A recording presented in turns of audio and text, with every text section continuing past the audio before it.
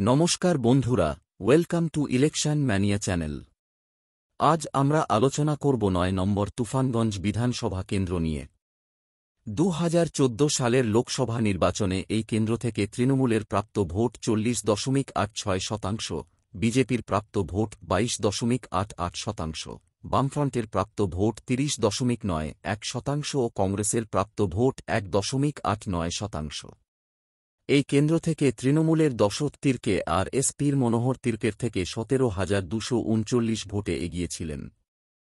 ২০১৬ সালের বিধানসভা নির্বাচনে এই কেন্দ্র থেকে তৃণমূলের প্রাপ্ত ভোট ৪৪.২১%, বিজেপির প্রাপ্ত ভোট ১৫.৬২%, বামফ্রন্ট ও কংগ্রেসের মিলিত প্রাপ্ত ভোট ৩৬.২৭%।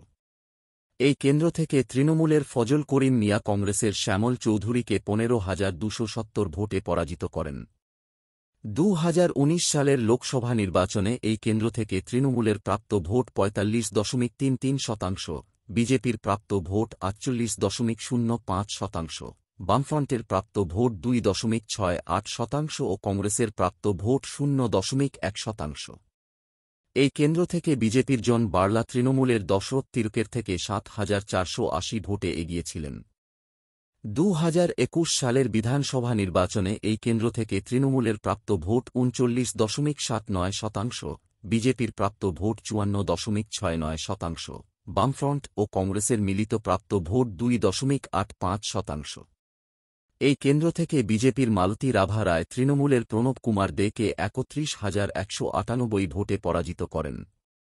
২০১৯ সালের লোকসভা নির্বাচনে এই কেন্দ্র থেকে তৃণমূলের প্রাপ্ত ভোট ৪৫.৩৩%, বিজেপির প্রাপ্ত ভোট ৪৮.০৫%, বামফ্রন্টের প্রাপ্ত ভোট ২.৬৮% ও কংগ্রেসের প্রাপ্ত ভোট ০.১%।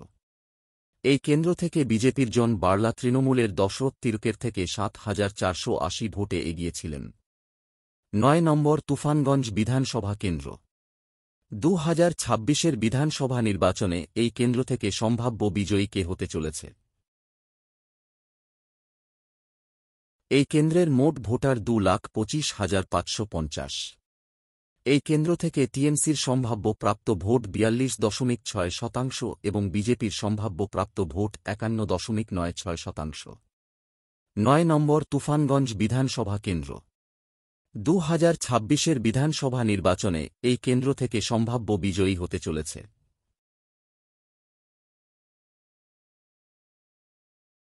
এখন পর্যন্ত আলোচিত ৪০টি কেন্দ্রের ফলাফল।